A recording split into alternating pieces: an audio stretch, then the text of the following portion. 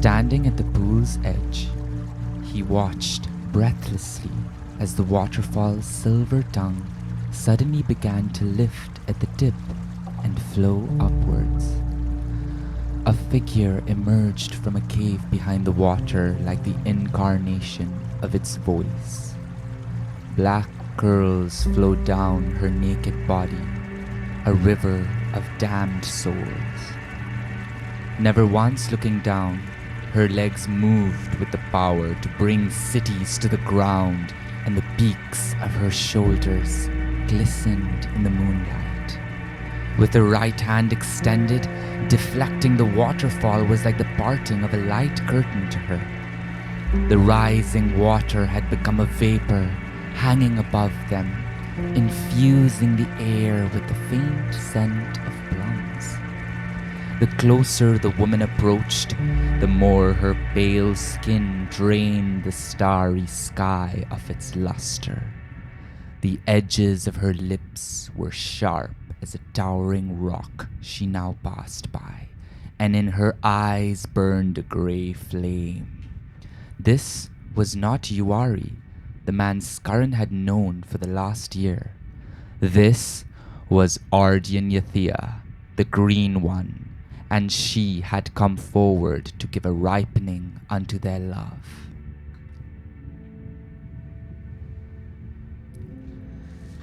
He had only met Ardian Yathea once before. A storm had broken in the region for almost a week by that night, and Skaran kept checking his back, mistaking the splattering of raindrops for footfalls. At the far end of the ravine, he came upon the mouth of a cave. On some level, he had recalled feeling vaguely afraid, but a viscid, black oil had choked his heart so that it could not beat for anything. It was an ooze that he was forced to swallow when he was 12. Taking a deep breath, he approached, armed with nothing but a dagger in his right hand. While facing the dark opening, he wondered how so many tales could have been weaved about one person in such a short time. It was only a mere 10 years ago that Yuari was chosen to be the next Green One. Then again, no one had seen her since. Some whisperings told of a ghostly white creature with the body of a human and the face of a leopard that prowled the canopy. It had human eyes but no mouth, and its silver claws could tear through rock like it was paper. Worst of all, it was said to have disguised itself as a woman of unparalleled beauty, luring lost hunters with its sparkling, moonlit skin. Slowed, weak heartbeats were its targets in the night. A hiss shot out from the entrance. Skaran's fingers tightened their grip around his weapon. "Accursed one, come forward and meet your demise at my hands," Skaran called out. The faint shiver of his voice broke on the rocks in front of him, echoing into nothingness. Silence. Shifting sounds came from within. In the half-shadow of the cave, he could faintly make out the shape of a woman. Skaran bent his knees, held out his dagger, and made a lunge for the figure. In one swift movement, the form crouched underneath the blade and knocked it out of his hand. Half a moment later, the pointed nails of a woman were resting on Skaran's neck. But just as they began to puncture his skin, the stranger looked up into Skaran's eyes and found something there she did not expect to see. Despair, foregone misery that was old, much older than that night. His combat techniques were too rudimentary to warrant much training. It was almost as if he had come there expecting defeat. "You're from my village, are you not?" she asked plainly. "Ubo's son. What are you doing here? Go home." the woman turned her back to him. "Wait, please, Arjun-Yathia." His voice broke as he hastily dropped his blade and lowered his head. "I do not deserve life. This is why I left the village. The Green One is our final arbiter. I submit to your divine punishment." Without turning, she replied, "Go home, coward." She vanished into the rocky cavity. Skarran collapsed on the rocks, his body racked with the motions of fear, but there was no sensation within. This would take longer than he had anticipated.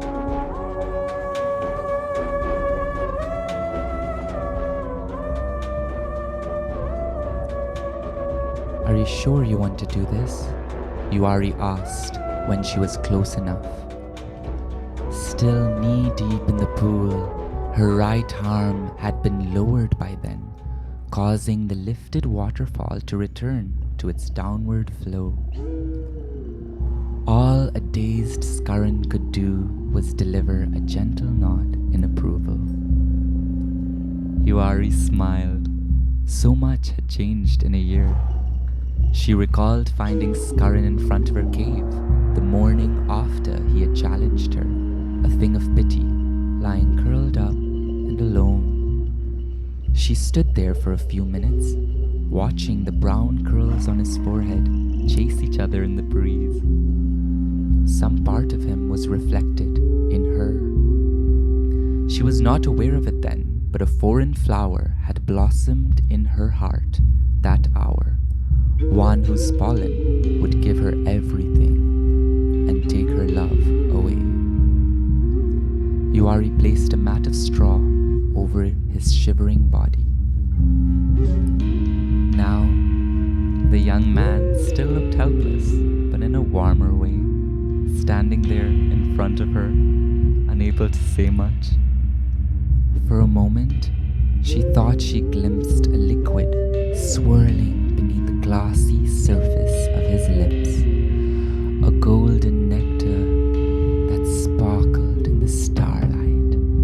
She leaned in and grazed his lip with hers. Before Skarran caught his next breath, the two were wrapped in a blanket of embraces and kisses. Yuari led her lover a few paces away from the pool, into a clearing in a thicket. Skarran's arms rested on Yuari's waist. The couple paused for a moment, their eyes sharing the unspoken knowledge that time would forever move faster than she would in the night they were about to share. She would never again slow to hush the wind or to lull the blades of grass into a stupor for their green bed. "Yuari," whispered Skarran as he sank into her lips for another kiss. Soon they had melted onto the grass, entwined in each other's arms.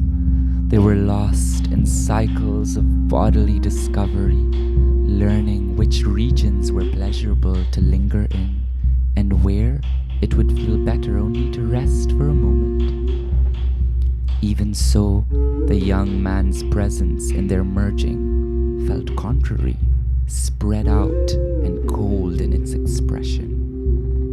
He absorbed the rhythmic force of her movements without matching their energy, leaving them to pulsate through his loose limbs into the earth instead.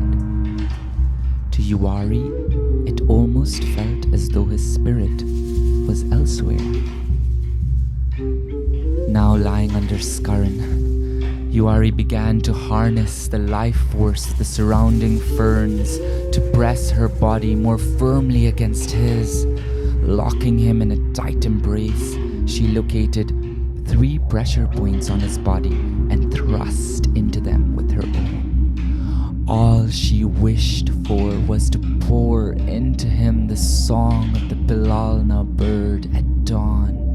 She hoped His stone veins would flow with the thunder of stag hooves speeding through the glade. She wanted to rekindle his lonely, ashen eyes. She needed to love him into aliveness. Scarran was the emptiness she had chosen to try to fill on this long, warm night. No matter how long she held on to him, however, she could not animate his inner stasis. She was a ship of bones battling the vast ocean of his body. All she could impress onto its towering waves were faint trails of foam. Scarran recalled a time not too long ago when Yuari would hold on to him like she was doing now. Trapped in dreams of sweat and screams, she would tear through spectral whirlwinds to reach him, the last tree standing on the edge of wakefulness. Moving to her pile of straw, Scarran would take his companion in his arms. It did not take long for him to learn that potent emotional experiences tended to trigger her powers in unpredictable ways. Often, at the end of such a nightmare, the earth at the floor of their cave would look plowed, like the churned inside of an upset stomach. Following a few nights of this, Scarran merged his straw bed with hers. Since Yuari would fall asleep in his arms, she was able to find more rest at night. "Why do you paint after waking up?" Scarran asked one night while propping himself up with an elbow. Yuari had been spreading a paste of coal, deer blood, and fat across the walls of the cave.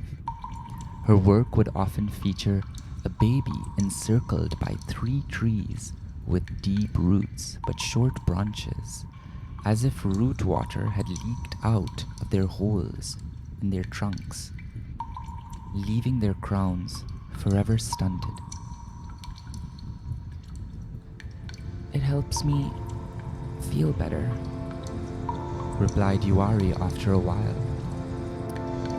Everyone in the village knew about Yuari's initiation into becoming the Ardian Yathea, or the Green One. A pious reverence for her gripped their hearts. He also knew that every time she used her powers to hunt a creature of the forest, she would cut her right palm afterwards, probably as a reminder of what she had done that night. The skin there had grown thin from the scars.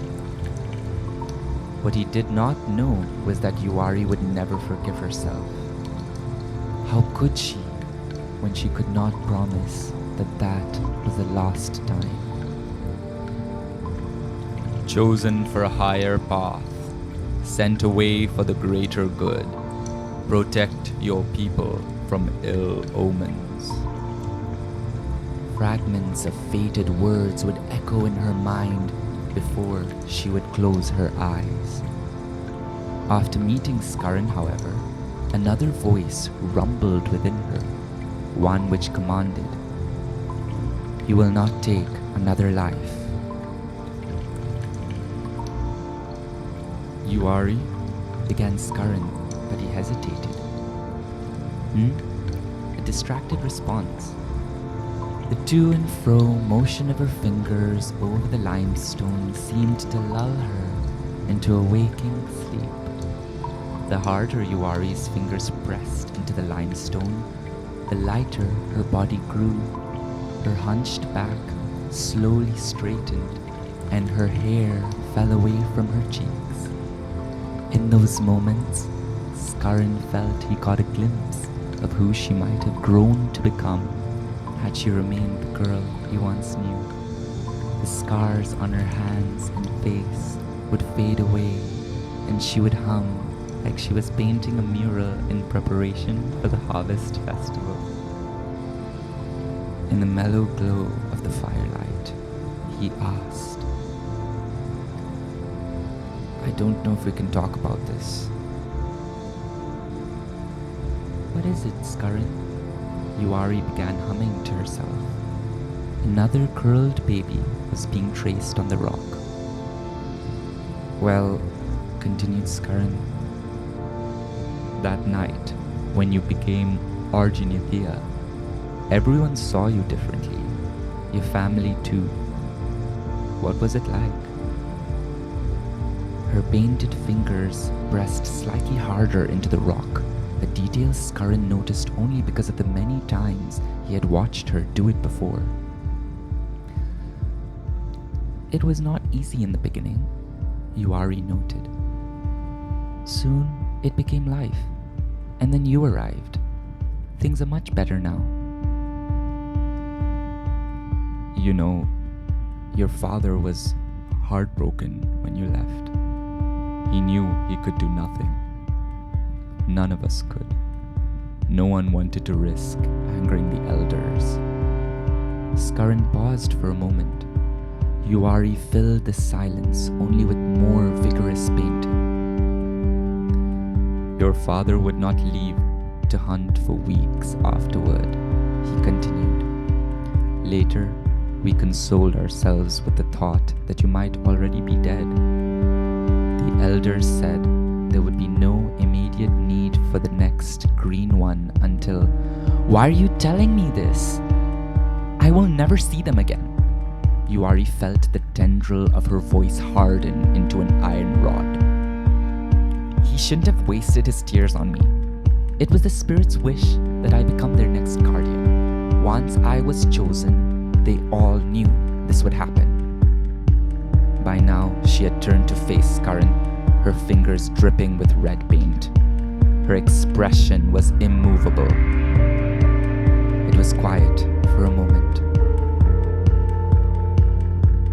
You never asked me why I left the village, why I searched for you, said Skarin, his voice shaking. I never meant to, and I'm not interested. You are here now, which is what matters. The flame in Yuari's eyes hissed and crackled. Do you want to talk about it? No, returned Skarin, now reduced to a soft, broken echo in the glistening cave. The distant roar of the waterfall could be heard above the ravine outside, and he knew the moon would not show her face that night. No, it's all right. I'm going to bed. Skarin turned away on his mat while Yuari's fingers returned to the limestone. They had begun to bleed. The smooth swelling of Yuari's scar moving up and down Skarin's chest woke him from this memory. They sank deeper into the grass. Skarin reached out and held Yuari's right palm, gently running his fingers on the wound. It had recently been reopened. A scab marked a deer hunt she had been on 2 days ago. Wincing at the stroke, Yuari turned 2 questioning eyes at the man. She thought she saw the corners of his eyebrows lift in a tender, questioning expression. She instinctively drew her hand away. Why would he touch her palm, knowing that it was something she never talked about? Why did she have to be reminded of that night, the night in which she left her own body by the waterfall? Everyone thought they knew. How could they? They were not there. Yuari stopped herself. She was digging holes in her mind again. Maybe Skarin simply wanted to feel closer to the hidden parts of her somehow. So she responded by leaning in for another kiss. But now, all she could think of was the bitterness of the blood-red concoction she drank when she was 12. Her father had tried to prepare her for the formalities of the ceremony, to no avail. She was a bundle of beans and giggles all afternoon. Later that day, the other girls looked up to her, quite literally, since she stood on a wooden platform in front of the whole village. The elders had chosen her to be the next Ardian Yathea, this generation's green one. As she swallowed the brew they had prepared, especially for her, visions of flying above trees crossed her mind. Those who channeled the power of the Green One would hold sway over the breathing of the forest, from marking the spaces its beast coupled in, to determining the end of a petal's bloom. Over the next few years, she did all this and more. She later recalled how her long black hair encircled her like a mane in the wind, fearless and sovereign.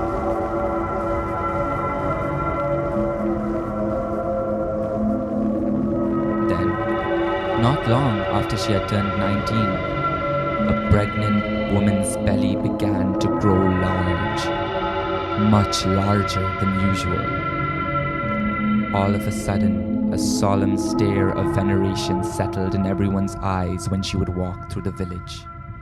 Her parents would burst into tears at the dinner circle. A few moments later,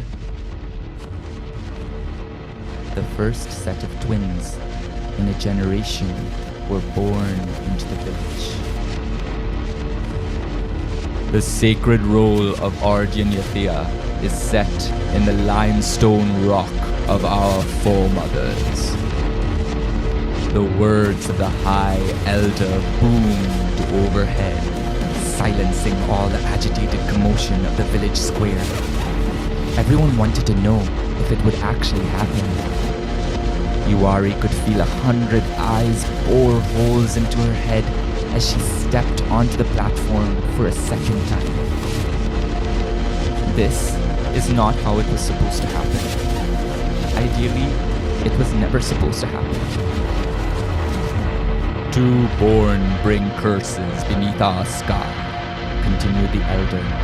Two born is an evil omen unto our people. The mother's arms were blind when they let go of the second-born child, like they were made of worms violently exposed to the sun. Her face was downcast, and the earth beneath her feet damp with quiet tears.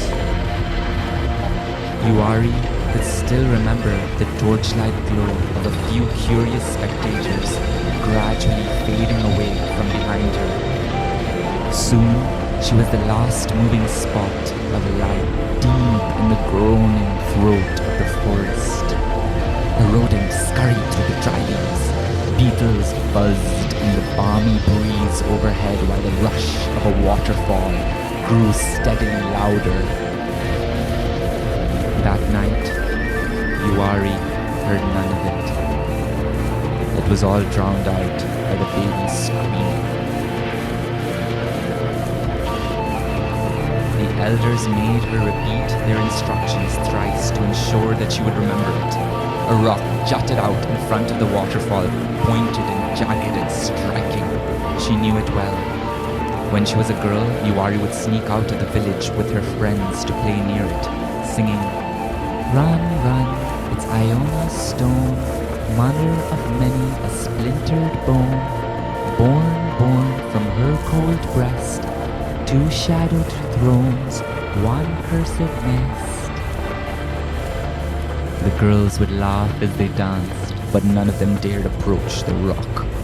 She came upon it now, the spray of Iona making it glisten as a serpent's probing tongue. The air escaped her lungs. Her neck grew stiff and her stomach twisted. This is what it meant to be the Green One. The girl stepped onto the rock, stood at its edge and shut her eyes. While grasping one of the legs, she swung the shivering naked body of the baby downwards. The crying finally stopped the second moment the baby's skull smashed onto the rock's edge. She never returned to the body that did that.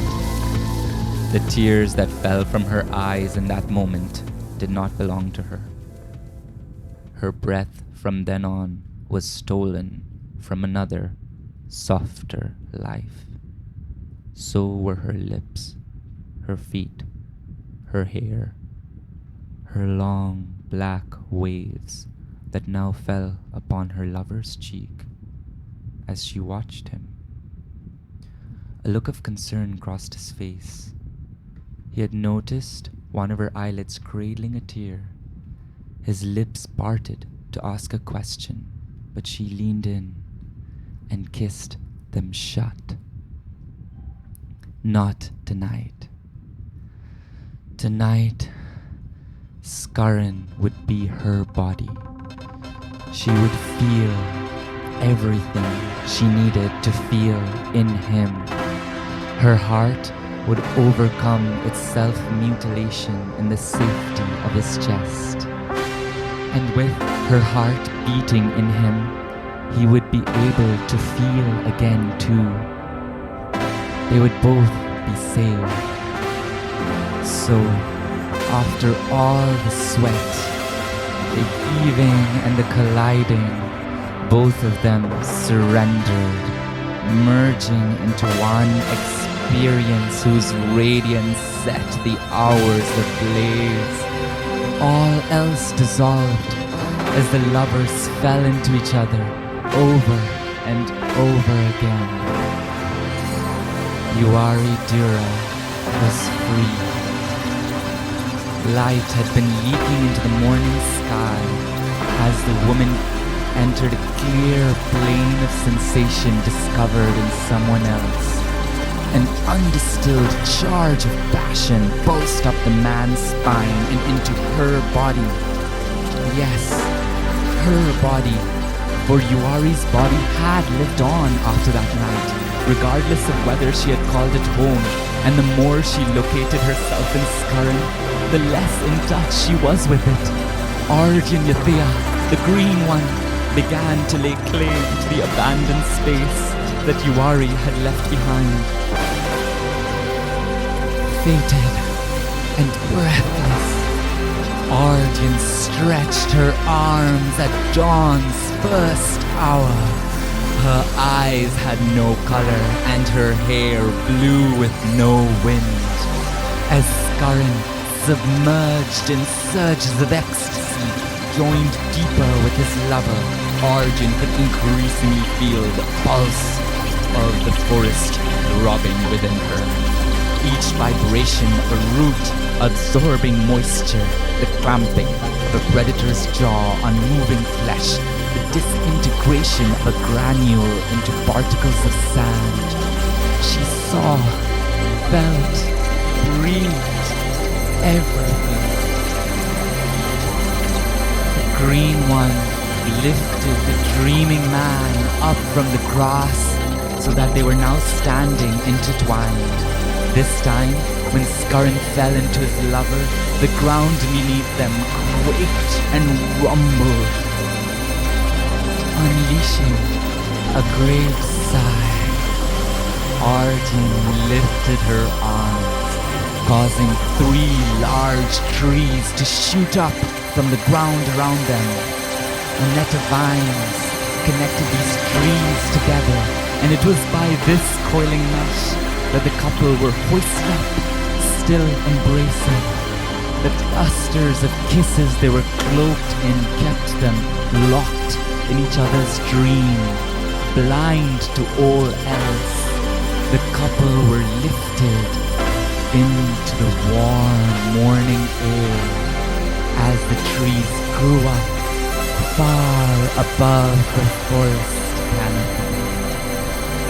Arjun finally scaled the peak of her pleasure when the horizon was overlaid with a band of gold. It felt unwavering, new, infinite, like she had always imagined it would be. It felt like a promise fulfilled, like the satiated end of faith, like home. She buried her face in his shoulder while he rested his cheek Very relaxing, eh? in her hair. For that morning, they had both been saved.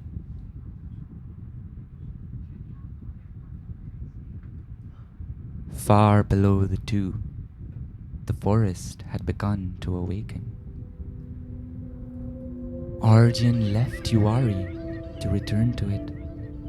A peacock began screaming beside the low growl of the Iona waterfall. Uwari opened her eyes. The earth's currents no longer swirled in the vessel of her body. She took note of her surroundings with a pit in her stomach. How? She began to ask herself. But she already knew. She had not been vigilant enough. Arjunyathia had cast her shadow over her, Uwari. Skaran, she shook her beloved by the shoulders. His arms were still latched onto her, a belt of belonging. What are we to do? The man barely casted a glance around him. He seemed almost at peace. Don't you understand? I spent all my energy. Without at least a day's rest, I have no power left to take us down. Beads of sweat began rolling down Uwari's forehead as the space between her breaths began rapidly decreasing. Skaran remained silent, staring at some point beyond her eyes. Skaran, listen. I don't know how long these trees will stand. Their height does not reflect their age or their strength. We need to climb down. The woman's eyes hardened, and her grip around his shoulders tightened. Now! Uwari removed the vines twisting around her hips and stood up on the mesh. Her long black waves had now become the stamen of a withered flower. The scar on her right palm had turned blue, and her once flaming eyes were now empty with fear. She began climbing down one of the three trunks while the man remained sunken in the intertwined plants above. Suddenly, there was a deafening crack. The tree Uwari was descending down began to groan at her weight. Noticing that she was alone, she turned back. Skaran, what are you still doing up there? Her voice grew louder in desperation. One of the trees just moved. They will not hold for long. Looking down at the descent, Uwari recalled the last time she had brushed against death. Her body had naturally repelled the venom of a snake bite, and she had recovered in a matter of hours. The elders also claimed her initiated body would possess regenerative powers. She would survive the fall, but not the man among those branches. The man who refused to move. Uwari's voice broke as she screamed again. Skaran, please, come down. The fall's too high. Still, his silhouette swayed silently in the breeze, remaining motionless against the rising sun. Uwari held onto a branch above her and began climbing back up towards the top. She would carry him down on her shoulders if she had to. With her eyes fixed on him, she was brought back to another time he had seemed out of reach. A few months after they had met. After hours of searching for him one evening, she had found him standing at the edge of the cliff where the Iona waterfall began. She remembered the way his toes jutted out over the cliff's edge, his eerie sense of calm as he faced the drop below, the way the firewood was left unbundled behind him, like he did not intend on picking it back up again. She remembered everything. "Skarin, what are you doing up here?" she asked. His shoulders propped up at the sound of her voice, but he did not turn around. "Yeah, you know how the deer meat can get overly tender if left in the broth for too long. I prefer it that way, but as far as I remember, the same cannot be said about you." Yuari let out a faint laugh, but the tone of her voice betrayed an underlying fear. He was standing too close to the edge. After a few moments, Skarin turned to face her and smiled. "I heard the waterfall earlier. I wanted to see what it was like at least once. Never had the chance to since, well, this place is cursed." Yuari stood back, evidently relieved but silent. "We've never been here together, you know," Skarin continued while peering into her eyes. "Not even as children. Now that I'm here, I could watch the water fall from this place for hours. Why haven't you wanted to come with me?"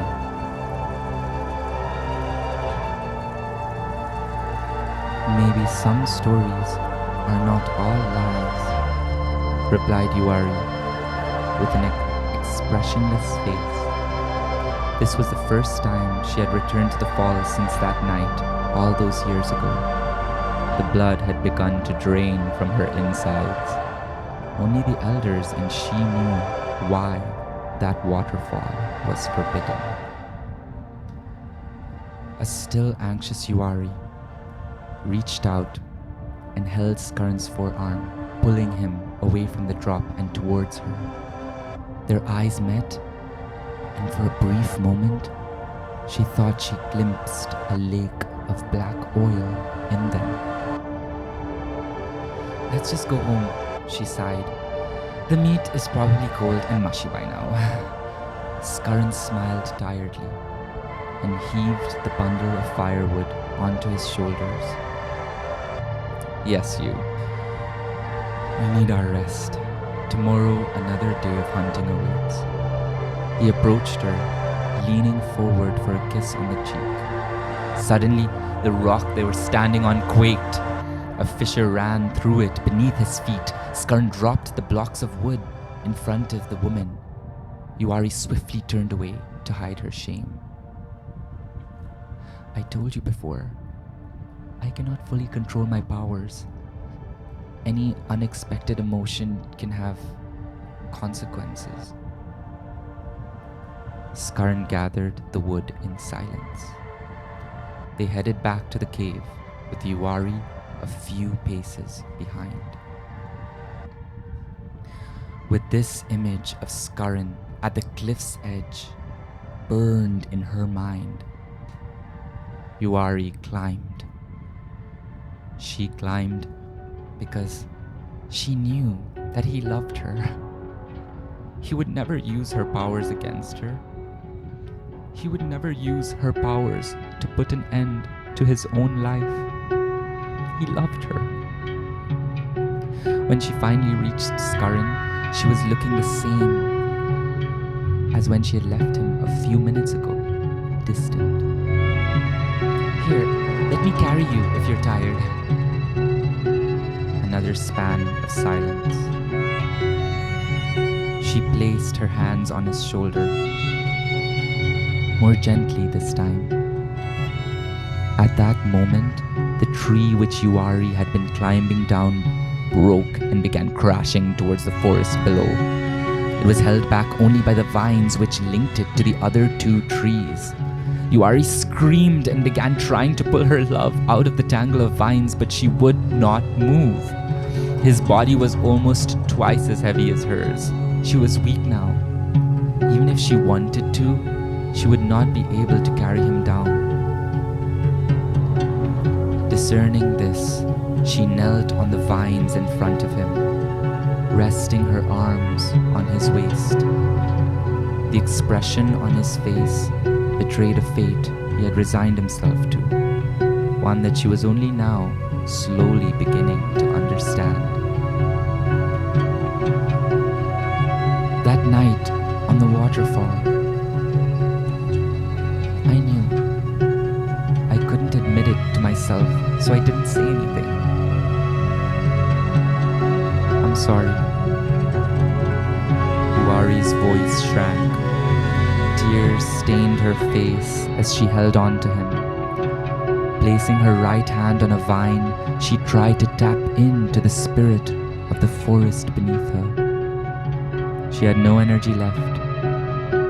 Eventually, her legs grew limp and sank into the vines in front of him, where just a few minutes ago she had experienced enough bliss to last a lifetime.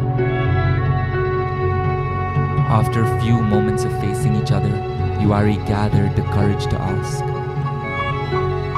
"Why?" Skaran met her eyes. His ones looked hollow. The lake of black oil was plain to see.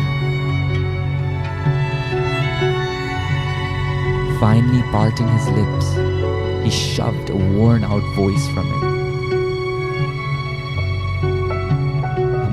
I'm alone. It has always been this way. No one really sees me. Yuari paused, giving his words time to settle. So am I. I've always been alone since that night. Yuari struggled to pry out her barbed words. Skaran turned his face away, saying, "You don't know what it's like. Since I killed a child, a baby, and everyone knew. Everyone thought it was necessary." Tears warmed her numb face. I don't know how I've lived with myself all these years. I've been alone too. No one knows what it's like, he repeated. You're right, I don't. Yuari took his face and turned it towards her own so that their eyes met again. But I do know what it feels like to not want to be here anymore. To want to leave your body. Skaran struggled to keep looking into Yuari's eyes. She continued, her voice diminishing into a whisper. I'll never forgive myself for what I did that night. I don't know why I did it. That wasn't me. I hate that person. I hate her. I hate her. Her eyes were cisterns of boiling shame. I hate her. Skaran managed to look into her eyes with a little less fear, saying, I never believed I'd live long. I don't even know what that feels like. Skaran, I don't want you to go, returned Yuari, looking down now. I don't want you to go because I love you. I've been alone too. Maybe we could be alone together. Skaran brought a trembling hand to Yuari's. Raising her head again, Yuari saw now that he appeared to diminish in stature. His large, brawny arms did not seem so strong anymore. In his heart, he was only a boy whose reflection had been trying to make him whole, but who had failed day after day after day. A boy who had been searching for a home he would never find within himself. She held on to him tighter, seeing now that his life was never hers to save. I can't let you go. I cannot. Skarin's face began fading away as tears blurred her vision. It's my fault. It's mine. The remaining two trees began to bend towards the one that broke. They groaned at the weight. Skarin rested his forehead on hers. She could feel him shaking now. I'm scared. I know. Me too. She could barely speak amongst the sobs.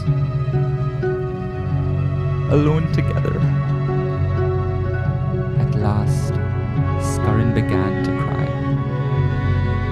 Another loud crack was heard. The second tree broke.